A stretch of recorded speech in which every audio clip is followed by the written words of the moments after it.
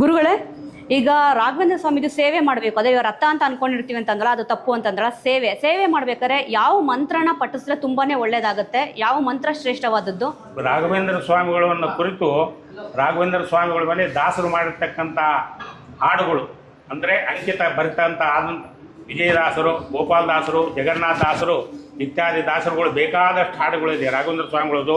ಆ ಹಾಡುಗಳು ಹೇಳಿಕೊಂಡು ಪ್ರದಕ್ಷಿಣೆ ನಮಸ್ಕಾರ ಮಾಡೋದರಿಂದ ಅನುಗ್ರಹ ಮಾಡ್ತಾರೆ. ಅದು ಅಲ್ಲದೆ ಎಲ್ಲರಿಗೂ ಗೊತ್ತಿದ್ದಂಥ ಪೂಜ್ಯಾಯ ರಾಘವೇಂದ್ರಾಯ ಸತ್ಯಧರ್ಮ ರಥಾಯ ಚ ಭಜತಾಂ ಕಲ್ಪವೃಕ್ಷಾಯ ನಮತಾಂ ಕಾಮಧೇನವೇ, ಇದನ್ನು ಹೇಳಿದರೆ ಸಾಕು ಗುರುಗಳು ಅನುಗ್ರಹ ಮಾಡೇ ಮಾಡ್ತಾರೆ.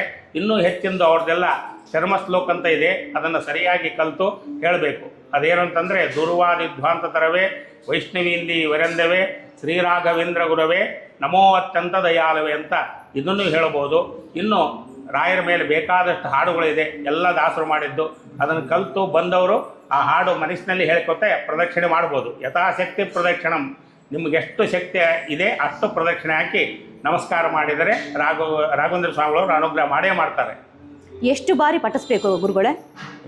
ಎಷ್ಟು ಬಾರಿ ಹೇಳ್ಕೊಳ್ಬೇಕು ಮಂತ್ರನ? ಮಂತ್ರ ಮನಸ್ಸಿನಲ್ಲೇ ನೀವು ನಮಸ್ಕಾರ ಪ್ರದಕ್ಷಿಣೆ ಆಗೋವರೆಗೂ ಹೇಳ್ಬೋದು. 11 ಬಾರಿ, 21 ಬಾರಿ, 108 ಬಾರಿ ಅಂತ ಇರುತ್ತಲ್ಲ? 108 ಬೇರೆ ಹೇಳಿದ್ರೆ ಉತ್ತಮ. ಪ್ರದಕ್ಷಿಣೆ ಹಾಕ್ತಾ ಮನಸ್ಸಿನಲ್ಲಿ ಹೇಳ್ಕೊಂಡ್ರೆ ಅದು ಎಷ್ಟೋ ಆಗೇ ಆಗುತ್ತೆ. ನೀವು ಎಷ್ಟು ಪ್ರದಕ್ಷಿಣೆ ಅಂತೀರಿ ಅಷ್ಟು ನಮಸ್ಕಾರ, ಅಷ್ಟು ಇದು ಧ್ಯಾನ ಆಗೇ ಆಗುತ್ತೆ.